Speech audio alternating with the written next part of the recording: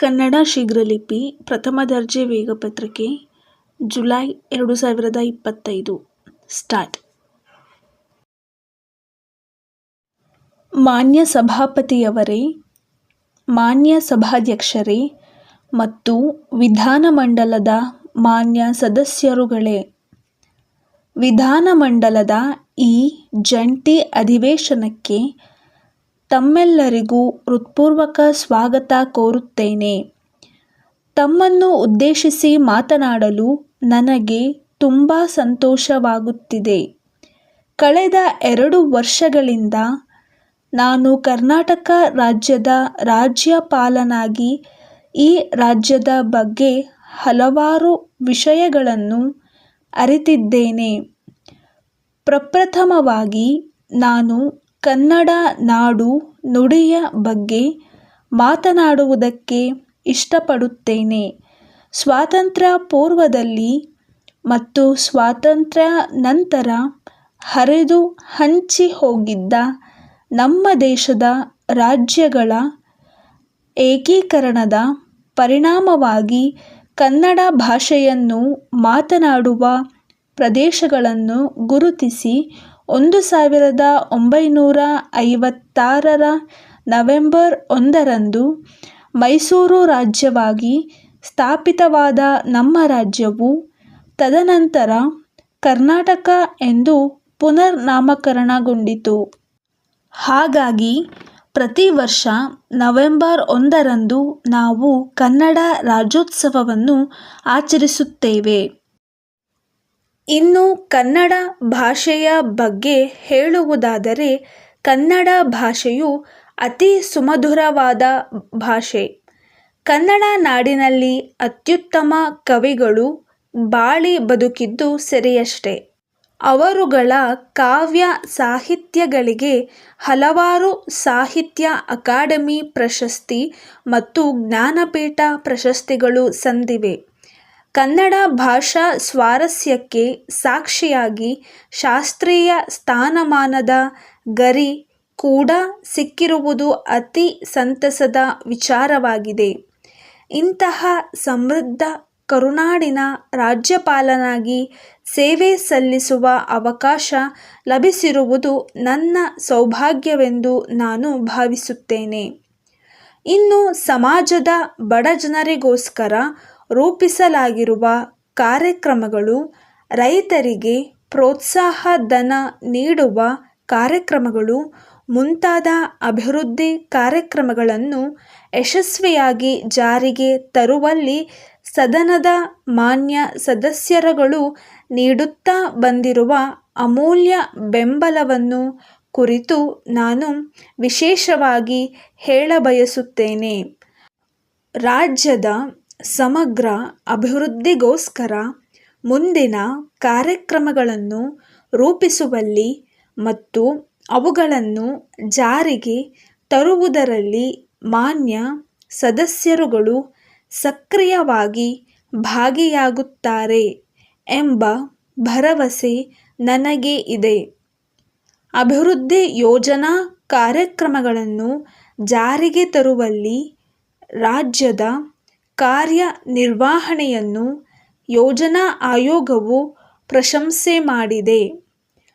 ಪ್ರಮುಖವಾಗಿ ರಾಜ್ಯದ ಹಣಕಾಸಿನ ನಿರ್ವಹಣೆ ಮತ್ತು ಸಂಪನ್ಮೂಲಗಳನ್ನು ಕ್ರೋಢೀಕರಿಸುವಲ್ಲಿ ಮತ್ತು ಅವುಗಳನ್ನು ರಾಜ್ಯದ ಸರ್ವತೋಮುಖ ಅಭಿವೃದ್ಧಿಗಾಗಿ ಬಳಸಿಕೊಳ್ಳುವಲ್ಲಿ ಮಾಡಿರುವ ಪ್ರಯತ್ನಗಳನ್ನು ಪ್ರಶಂಸೆ ಮಾಡಿರುವುದು ಗಮನಾರ್ಹವಾಗಿದೆ. ಈ ದಿಸೆಯಲ್ಲಿ ಇನ್ನೂ ಹೆಚ್ಚಿನ ಪ್ರಯತ್ನಗಳನ್ನು ಮುಂದುವರಿಸಲು ಮತ್ತು ಯೋಜನೆಗಳನ್ನು ಇನ್ನೂ ದೊಡ್ಡ ಪ್ರಮಾಣದಲ್ಲಿ ಜಾರಿಗೊಳಿಸುವ ನಿಟ್ಟಿನಲ್ಲಿ ಸರ್ಕಾರ ಬದ್ಧವಾಗಿದೆ ಎಂದು ನಾನು ಹೆಮ್ಮೆಯಿಂದ ಹೇಳಲಿಚ್ಛಿಸುತ್ತೇನೆ. ಇನ್ನು ಶಿಕ್ಷಣ ಕ್ಷೇತ್ರದ ಬಗ್ಗೆ ಹೇಳುವುದಾದರೆ, ನನ್ನ ಸರ್ಕಾರ ಹೊಸ ವಿದ್ಯಾರ್ಥಿ ನಿಲಯಗಳ ಸ್ಥಾಪನೆ, ಕಟ್ಟಡಗಳ ನಿರ್ಮಾಣ ಮತ್ತು ಪ್ರೌಢಶಾಲೆಗೆ ಹೋಗುವ ಹೆಣ್ಣು ಮಕ್ಕಳಿಗೆ ಈಗಾಗಲೇ ನೀಡುತ್ತಿರುವ ವಿದ್ಯಾರ್ಥಿ ವೇತನವನ್ನು ಹೆಚ್ಚಳ ಮಾಡುವುದು, ಪರಿಶಿಷ್ಟ ಜಾತಿ ಹಾಗೂ ಪರಿಶಿಷ್ಟ ಪಂಗಡಗಳ ಪ್ರೌಢಶಾಲಾ ವಿದ್ಯಾರ್ಥಿಗಳಿಗೆ ವಿಶೇಷವಾಗಿ ಪಾಠಗಳನ್ನು ಬೋಧಿಸುವುದು, ಯುವಕ ಯುವತಿಯರಿಗೆ ಉದ್ಯೋಗ ಸಿಗುವಂಥ ತರಬೇತಿ ನೀಡುವುದು ಮುಂತಾದ ವಿಷಯಗಳಿಗೆ ನನ್ನ ಸರ್ಕಾರ ಪ್ರಾಮುಖ್ಯತೆ ನೀಡಿದೆ ಎಂದು ಹೇಳಲು ನಾನು ಹೆಮ್ಮೆ ಪಡುತ್ತೇನೆ. ಇನ್ನು ನನ್ನ ಸರ್ಕಾರ ರಾಜ್ಯದ ಜನರ ಸಮಗ್ರ ಅಭಿವೃದ್ಧಿಗಾಗಿ ಹಲವಾರು ಯೋಜನೆಗಳನ್ನು ಹಮ್ಮಿಕೊಂಡಿದೆ. ಕೃಷಿಯ ಕ್ಷೇತ್ರದಲ್ಲಿ ಹಲವು ಯೋಜನೆಗಳನ್ನು ರೂಪಿಸಿ ರೈತರು ನೆಮ್ಮದಿಯ ಉಸಿರು ಬಿಡುವಂತೆ ಮಾಡಿದ್ದಾರೆ.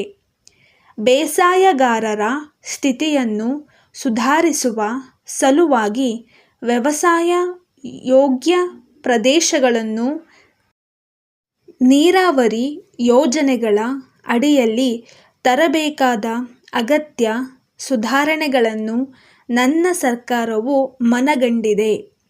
ಅದರ ಅನುಸಾರವಾಗಿ ಸಣ್ಣ ನೀರಾವರಿ ಯೋಜನೆಗಳು, ಬೃಹತ್ ನೀರಾವರಿ ಯೋಜನೆಗಳು ಮತ್ತು ಹನಿ ನೀರಾವರಿ ಯೋಜನೆಗಳನ್ನು ಪರಿಣಾಮಕಾರಿಯಾದ ರೀತಿಯಲ್ಲಿ ಕಾರ್ಯರೂಪಕ್ಕೆ ತರಲು ನನ್ನ ಸರ್ಕಾರವು ನಿರ್ಧರಿಸಿದೆ ಎಂದು ಹೇಳಲು ನನಗೆ ಸಂತಸವಾಗುತ್ತದೆ.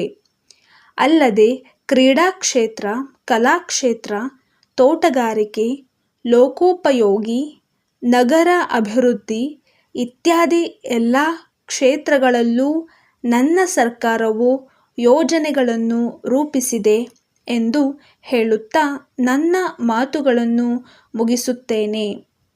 ದಿನಾಂಕ 5ನೇ ಮೇ 2024ರಂದು ಗಣೇಶ ಗಡಿಯಾರಗಳ ಮಳಿಗೆ, ಬಳೆಪೇಟೆ, ಬೆಂಗಳೂರು. ಇವರು ವಿಜಯ್ ಟೈಮ್ಸ್, 4ನೇ ಮುಖ್ಯ ರಸ್ತೆ, ಗಾಯತ್ರಿ ನಗರ, ಮೈಸೂರು. ಇವರಿಗೆ ಬರೆದ ಪತ್ರ. ಮಾನ್ಯರೇ, ಕಳೆದ ವಾರ ನೀವು ಬರೆದ ಪತ್ರ ಮತ್ತು ಅದರ ಜೊತೆ ಲಗತ್ತಿಸಿದ್ದ 50,000 ರೂಪಾಯಿಗಳ ಬೇಡಿಕೆ ಹುಂಡಿಯು ನಮಗೆ ತಲುಪಿದೆ.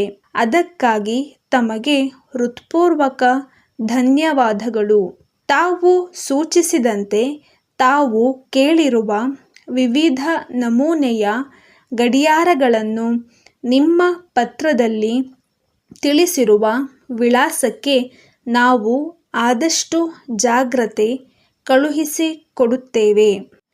ಈಗಾಗಲೇ ನಮ್ಮಲ್ಲಿ ನೀವು ಕೇಳಿರುವ ಅರ್ಧದಷ್ಟು ದಾಸ್ತಾನು ಇದ್ದು, ಇನ್ನುಳಿದ ಸರಕುಗಳು ಬಂದ ಕೂಡಲೇ ಒಟ್ಟಾಗಿ ಸುಗಮ ಟ್ರಾನ್ಸ್ಪೋರ್ಟ್ ಮೂಲಕ ನಿಮ್ಮ ವಿಳಾಸಕ್ಕೆ ಸರಬರಾಜು ಮಾಡುತ್ತೇವೆ. ಈಗ ನೀವು ಆದೇಶ ನೀಡಿರುವ 50,000 ರೂಪಾಯಿಗಳ ಸರಕಿಗೆ ನಾವು ಶೇಕಡಾ 20ರಷ್ಟು ಸೋಡಿಯನ್ನು ಬಿಟ್ಟುಕೊಡುತ್ತೇವೆ. ಆದರೆ ಒಟ್ಟಾಗಿ 1,00,000ಕ್ಕೂ ಮೀರಿ ಆದೇಶ ನೀಡಿದರೆ ನಿಮಗೆ ಶೇಕಡಾ 30ರಷ್ಟು ಸೋಡಿಯನ್ನು ಬಿಟ್ಟುಕೊಡುತ್ತೇವೆ ಎಂದು ತಿಳಿಸಲು ನಮಗೆ ಸಂತೋಷವಾಗುತ್ತದೆ. ತಾವು ನಮ್ಮ ಹಳೆಯ ಗ್ರಾಹಕರಾದ ಕಾರಣ ನಿಮಗೆ ಆದಷ್ಟು ಬೇಗನೆ ಸರಕನ್ನು ಸರಬರಾಜು ಮಾಡುತ್ತೇವೆ. ಸರಕು ನಿಮಗೆ ತಲುಪಿದ ಕೂಡಲೇ ತಾವು ಅವುಗಳನ್ನು ಪರಿಶೀಲನೆ ಮಾಡಿ ಏನಾದರೂ ಲೋಪದೋಷಗಳು ಕಂಡುಬಂದಲ್ಲಿ ಕೂಡಲೇ ನಮಗೆ ವಾಪಸ್ ಕಳುಹಿಸುವ ವ್ಯವಸ್ಥೆ ಮಾಡಿದರೆ 1 ವಾರದೊಳಗೆ ನಿಮಗೆ ಬದಲಿ ಮಾಲನ್ನು ತಲುಪಿಸಲು ನಾವು ಬದ್ಧರಾಗಿದ್ದೇವೆ. ಗ್ರಾಹಕರ ಅಭಿರುಚಿಗೆ ತಕ್ಕಂತೆ ನಾವು ವಿವಿಧ ನಮೂನೆಗಳ, ವಿವಿಧ ಬಣ್ಣಗಳ ಗಡಿಯಾರಗಳನ್ನು ತಯಾರಿಸಲು ಈಗಾಗಲೇ ಚಿಂತನೆ ಮಾಡಿದ್ದು ನಿಮ್ಮ ಗ್ರಾಹಕರ ಅಭಿಪ್ರಾಯಗಳನ್ನೂ ಸಹ ಪಡೆದು ನಮಗೆ ಪತ್ರ ಬರೆದು ತಿಳಿಸಿದಲ್ಲಿ ನಾವು ಅವುಗಳನ್ನು ಒದಗಿಸಲು ಸಿದ್ಧರಿದ್ದೇವೆ.